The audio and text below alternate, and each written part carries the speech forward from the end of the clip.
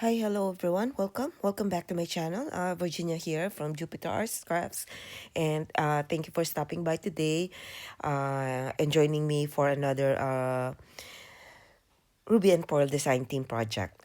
Today's project, as you can see from the title and the photos, are little um, wallet pocket size travel sewing kits, and the reason I created this is I made this as add-on to one of my projects that I shared last year, the Sewing Notion needle workbooks that were custom ordered. I wanted to add something to it, to the workbooks, and I thought of doing this, and I also created this last year right after that to go with that.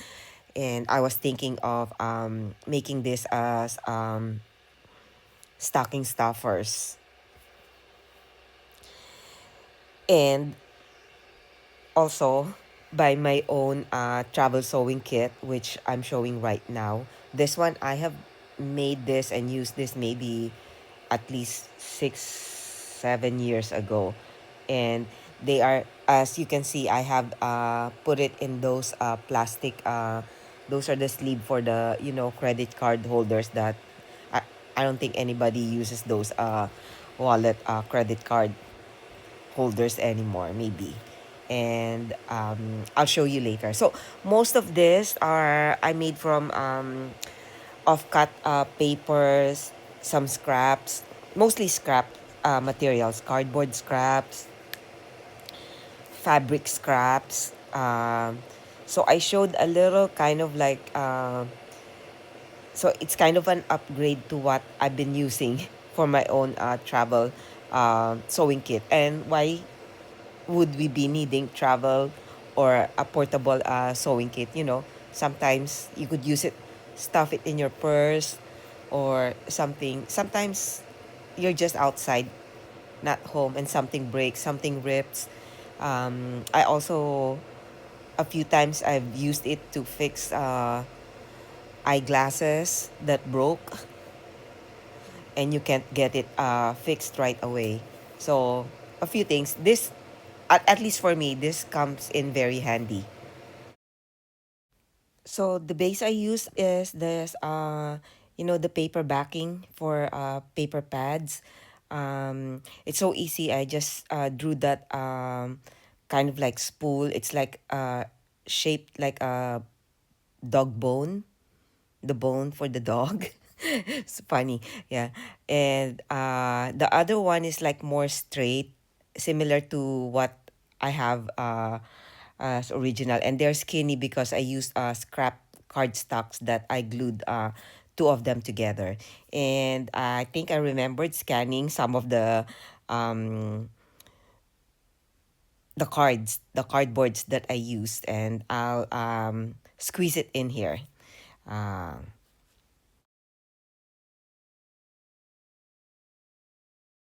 And if I figure it out, I'll attach it like as a PDF file, just in case anybody wants to. But it's very easy to do. So I cut out the cardboard shape. Some of them I mentioned, they are cardstock, printed cardstock scraps. So I just glued it to the digital prints. And you can use any other decorative paper or any paper you want. Since these are like offcuts from previous projects, I didn't do my homework and try to find out from which kits are this. So I'll just um, look for the kits afterwards before uploading this, and I'll put a short description, maybe the color of the paper. So after gluing and cutting, I press it really hard to make sure that it sticks, especially at the edges. And if it comes off, it's okay. Okay, the next part, I slowed it down. So I added kind of like a pin cushion, and I call it a little pillow. So I made it kind of like, looks like a bed now, a bed in the shape of a bone. And then I'm making a little kind of like pillow, which is gonna be like the needle or pin cushion. So I made it out of scrap quilt batting, because the project, the workbooks that I did some pages with the the worn quilt, old quilt. So you just cut it short. I folded it a double, so that it's a bit thicker, and then I will wrap it with some scrap fabrics as well. These are scrap fabrics. I'll just cut it short. I picked one. I don't have to show which ones I put apart. So let me cut that short. So I picked that soft kind of like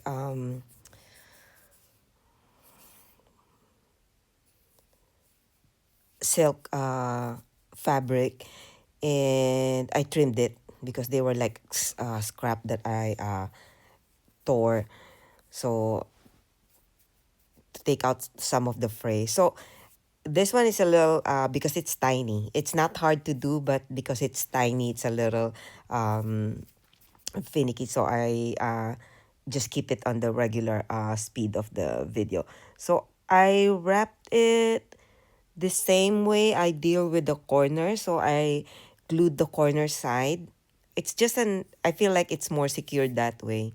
So I glued on the four corners first. Yeah, I'm having a hard time because it's tiny and the glue's getting into my fingers. So I'll glue it on the corners like what I'm showing right now.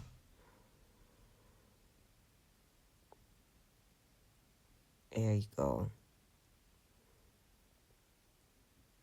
And it's sticking into my fingers. That's why it's slowing me down.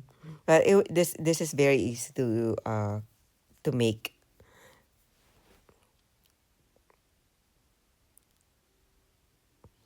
Then after gluing the, yeah, don't cut it too short so it's easier to manage. I mean, don't cut the fabric so small so that it'll be easier for you to wrap it all the way around. And shape, it doesn't have to be perfect. It could be shabby and grungy. Okay, so that's what I'm doing now.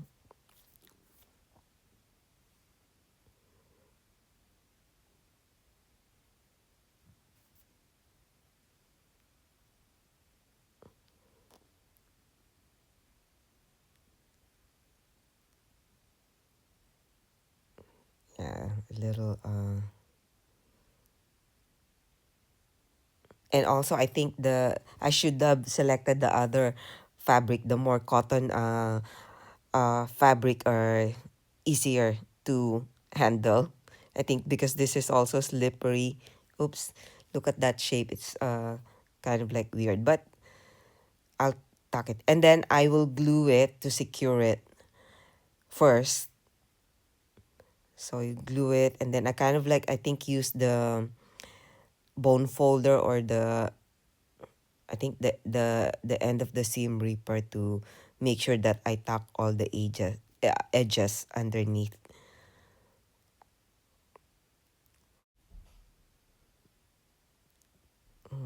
Okay, yeah, I think so like what I said earlier, I'm gonna use the tip of the bone folder to make sure to tuck it in underneath, and then kind of like press it to secure it.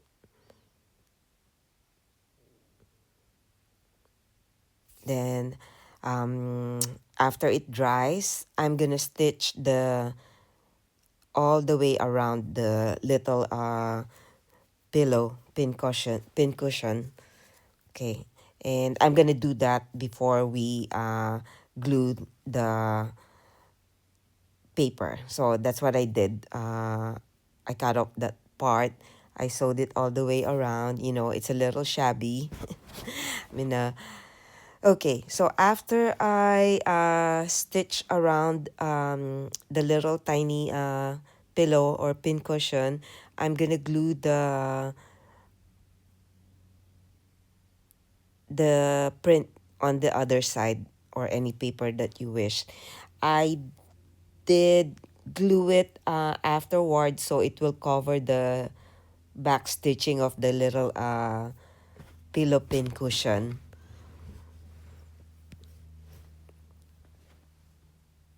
Okay, so now I glued it to the paper to make it decorative the back, and yeah, just fussy cut it to the shape, and just make sure to press it really good also to make sure that it is glued all the way around, just like that. And it could be done, but to get an extra reinforcement, I stitch it all the way around, and that's what it is. I've shown that I stitch it all the way around just in case it comes off. But like what I said, it's okay if it comes off. Okay.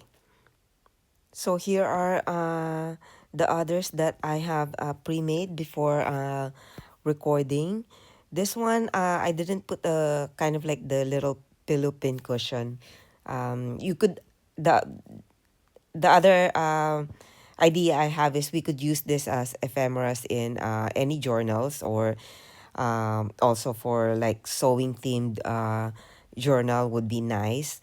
And I think I'll do a little kind of like an ephemera later, but just with the like the spool of threads, it's also a nice ephemera to any journals. So those are the ones I pre-made. This is one of Heather's print, but the paper that I use is not really good. That's why it didn't show well. See, that's an upgrade from my old sewing kit. So um I was looking for that sleeves for the, what was it, credit card holders, and this is what I found. These are cases from you know the cloth that comes with the eyeglasses that I order from Costco. I don't throw things right away because I'm trying to avoid the plastics getting into the trash. And then sometimes I come up with um, another use for it. And for this one, I thought that it would be nice to slip it in those plastic packets, just so that those plastic packets don't end up in the trash right away. But we don't have to do that. This could fit easily in the pocket in your purse, or you could make a fold over, like kind of card closure. So I'm showing right now how I am transferring my thread. So this is gonna be my own thread, and you could use any color thread that you want in your travel sewing kit or pocket sewing kit. I just usually have this brown because I usually wear brown, black, white, or something. And if it doesn't match the cloth or the fabric that you're fixing with, it doesn't matter. No one's gonna look at that detail. I'm adding this clip because before I was able to finalize this video for upload. Heather came up with that love notes kit, and this is what I meant. We could just use pack the sewing kit in a little note card. We don't need those plastic sleeves. And then I also made some more because I created scraps because I used this love note for another project prints.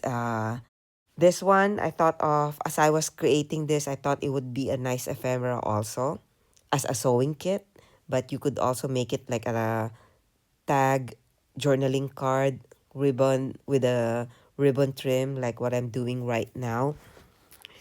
And then yeah, I'm having a hard time tying a ribbon in front of the camera. Sari silk ribbon. I actually got another one there, but I ended up using the same one with the same color. So that's one thing. You could even add a ribbon with the one with the little pin cushion on the other end. I might do one like that, and I'll just show up in the picture somewhere in the video. And since I was like in the needle ne- sewing notion, I thought of making it like a button pad sampler. You could just glue it, and maybe off camera I'll stitch it just in case it ends up as an ephemera to a journal. Or we could include this in the happy mail, in a happy mail. um I guess that's pretty much it for this project, and I hope you found some inspiration. And if you create one of this or something similar, let me know. I'd like to see your projects. You can tag me here or on Instagram. I'm showing in here how I just tuck it in one of those fabric needlework books. Okay, I think I have to say goodbye now. Thank you so much for hanging out with me today. And I'll talk to you in my next project. You all have a good day. Thank you. Bye now.